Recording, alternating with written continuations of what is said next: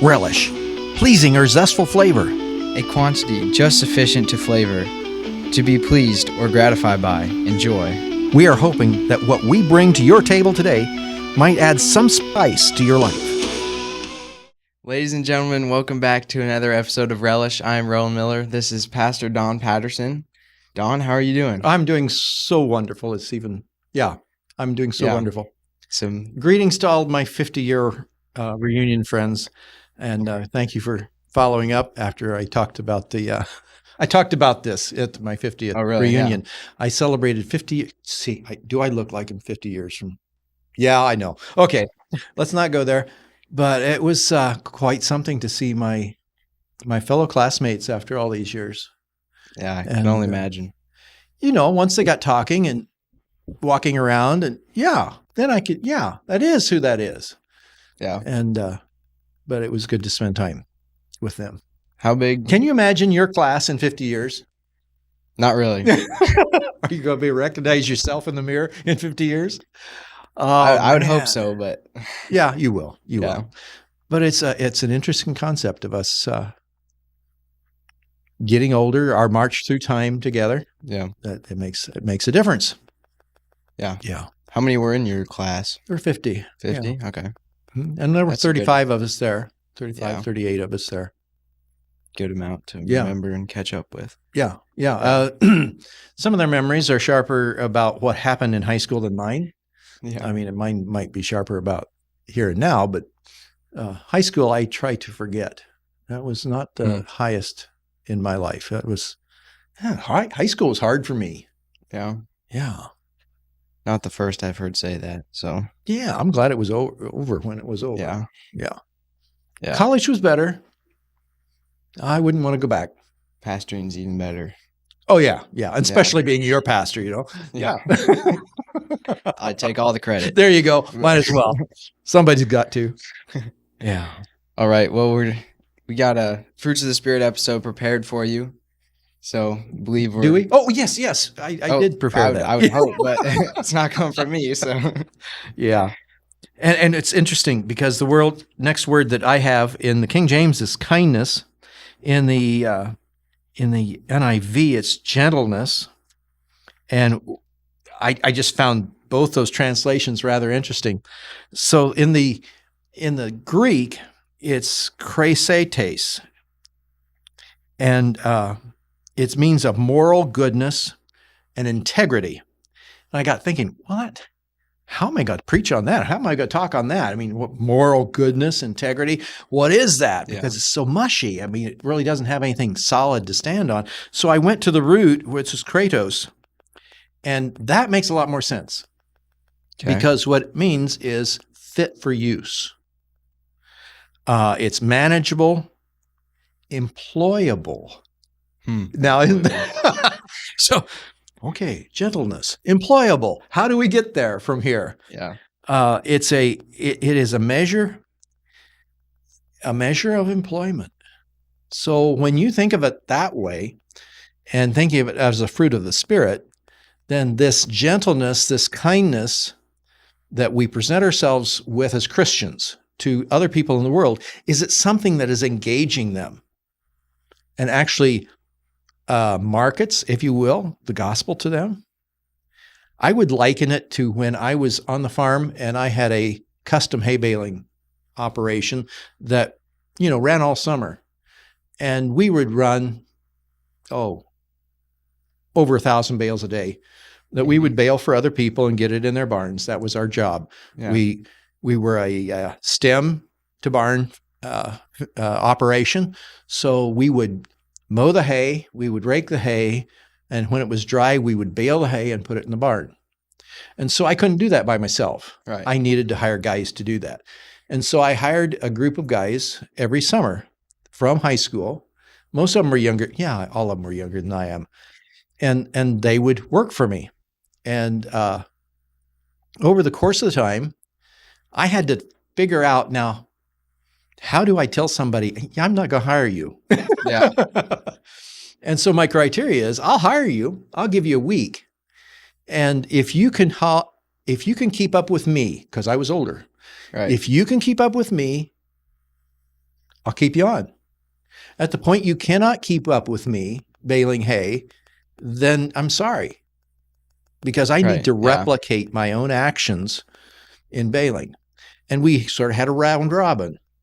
So we all had the same skill set. I didn't sit on the tractor all day.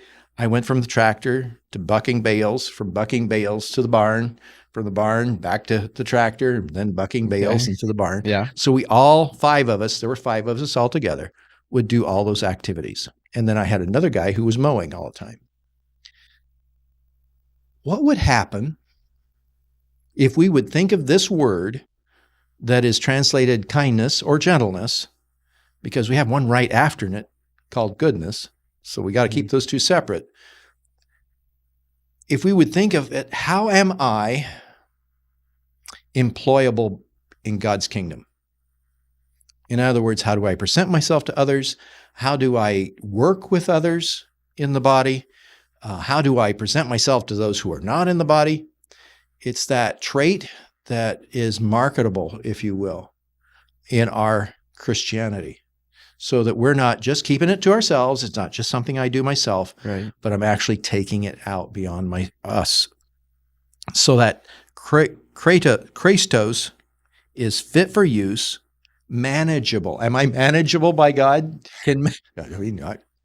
I know I'm sometimes unmanageable. I've had elders tell me that once in a while. But am I manageable by God? Can God get my attention and I actually listen? To me, that really hit when I started unloading this word as to what it means when it comes to a fruit of the Spirit. Am I that kind of person that's kind, that's gentle, and able to be engaged in the business of God? Yeah. So is that in this sort of assembly line of working in God's kingdom? Are we working in an assembly line, and do we have our specific roles, or should we all be able to do all of the roles? Or that's a good point. I would say that in our discipleship, we should be functional in all 7 areas of discipleship. Okay. However, we will naturally, because of our unique personalities, we will probably excel in certain areas and not in other areas. Right. And that would include even this gift. Mm-hmm. Sometimes we are more manageable in some ways, and sometimes as leaders, we're not quite as manageable. And I'm sorry, we try. That being said, then sometimes it is sort of an assembly line. You were talking about an assembly line. Sometimes it is, because I've been in meetings, especially revival meetings, those kind of meetings with an atmosphere of spiritual renewal, that actually there's a spirit that starts going and it starts moving, and we need people, we need you, we need you, we need you, we need you to come down front and help us with all the people who are coming forward, so that we have people to pray. And so you need, in those kind of atmospheres, a lot of people trained and ready to move. And so in that sense, it could be an assembly line once in a while. All right. It's, I would just hope, and I guess I've shared it on this program before, I believe we're in a time of revival or renewal or freshness of God's Spirit being poured out on his people, especially your generation. I'm excited about what's coming from your generation. And we need to be prepared. I mean, old farts, wake up. We need to be prepared to walk alongside the generation that is just grasping for what it means to be a Christian right now. And that means let's be ready to teach Bible studies and walk beside people, especially individual stories, because everybody has their own story and where they're coming from. And they want to be, how would you say, met where they're at, rather than, okay, we all have to conform. We do this first, and then that's your assembly line thing. Mm-hmm. And we don't all need that or want that. Yeah. So, old codgers like me, wake up. We need to be ready, because the church is beginning to move in mighty ways. Yeah. I see that. Yeah. So, gentleness. Be manageable, folks. Yeah. Be ready. When Yeah. you said you're excited for our generation and Mhm. the new style and the way the church is growing, made me think of Turning Point USA. Mhm. They are hosting a alternative halftime show this Yes. year for the Super Bowl. So instead of watching these definitely not family appropriate singers, dancers, whatever, Right. The guy wearing a dress. with the lyrics that you can't even look up on your phone, like, Or shouldn't look up on your yeah, phone. shouldn't look up. Yeah. Please don't. Yeah. There's the new I think it's going to be Christian artist, I think. Mhm. Yes, it that is. you can, It's good stuff, yeah, what I've seen planned so far. yeah. It's So good.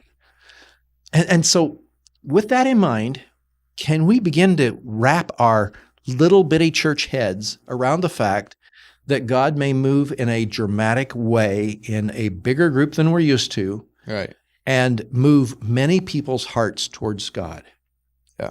Oh man, I get excited about that. Yeah. I'm ready. I'm ready. Yeah. Well, I hope I'm ready. I've been working at it, but it's exciting to be a time to be a pastor right now. Yeah. Also challenging time, because that means we're going to be looked at as individuals who ought to know how this goes. Yeah. And in reality, I don't know. It hasn't been since the 1980s, 70s, 80s that we've had that kind of renewal. Yeah. What I see coming. Yeah. It's different than like traditionally, because the younger generations are being reached in many different ways, and this is one of those, like the alternative concerts and stuff that reach younger people. Right. And that's So- well said. Many different ways, and ways that we have never used before. Yeah. We've never used what is it? Not TikTok. What those kind of media, Instagram and things that are available to us to get today that weren't available even 15 years ago. Yeah. And so we're not only needing to be ready, but ready to engage in a way we aren't equipped yet to do. Right. And so, yeah, that's where we need you guys. Yeah. Come alongside the old guys and say, well, we can do that, but we can do it this way now. Mm-hmm. Yeah, that's good. Yeah. I like that. Yeah. Do you want your question? I tucked it underneath here. Just in case we had enough time. Didn't start with it, but no, we can close with it. Yeah. The comic relief is I came prepared, but most of the time you come with the questions. I'm not prepared on that question usually, and I try to do my best. And then I give you a question like I'm giving a question. Okay. Right. So what do you think it means to give thanks in all circumstances? 1 Thessalonians 5:18. I think that's easy for us in the United States, like first world country. Like I think the thing I think of is give thanks in all circumstances. That means in bad circumstances. Oftentimes for us, bad circumstances is, oh, my phone's not loading the page I want to be on. Oh, my electricity went out, or bad hair day. Yeah, bad hair day, like just stuff like that. And I think we are so blessed to even have that stuff in the first place. There's so many people that just don't have electricity. Like, what's a cell phone? Right. And I think acknowledging what you do have and just being grateful for it is what that would mean. All circumstances, even bad hair days. Yeah. Good answer. Good answer. All right. Well, thank you guys for tuning in. If you have any more questions, for whether it is for me or the ones that we'll surprise Don with, then send them in. Share this. We'll try to be ready. Yeah. Brace ourselves. Yeah. Okay. Yep. Share this with somebody that you think would enjoy it. Yes. And if you can follow or subscribe, that's great too. Right. We appreciate that. Yeah. It'll help us reach more people if we get those numbers up. So yeah. Thank you as always, Don. And we will see you guys next time. Lord willing. Thank you for joining us for this podcast. Feel free to become part of this ministry by sharing it with others. Our goal is to help each other grow deeper in our understanding of who God is and His calling to us in our daily lives. Thank you again for joining us, and may God bless your day.